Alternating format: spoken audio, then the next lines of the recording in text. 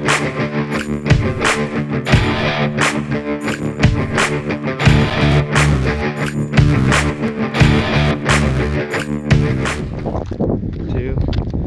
one. Hi.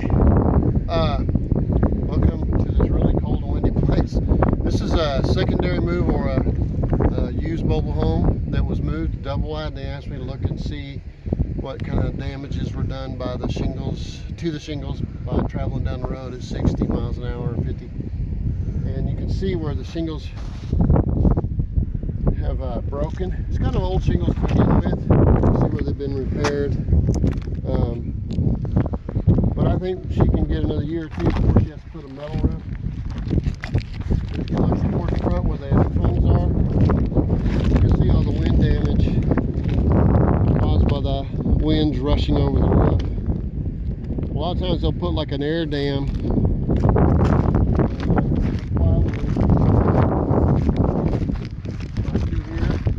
built up to try to push the wind over, but this time they didn't, and the shingles get tore off.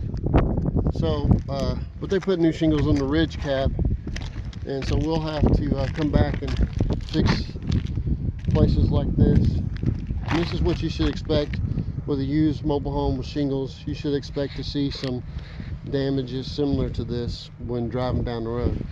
So for your point of reference, if you buy a house with shingles, mobile home with shingles, and it drives down the road, expect to have to replace a few shingles. Maybe not as many as this, but a few shingles to be expected. And this is about what you would see.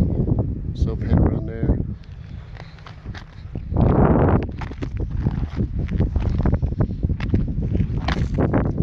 So just for your reference, if you're getting ready to buy a used mobile home, again, with shingles, you might put it in your budget to have to repair or make an arrangement with the mover if he's capable of doing that.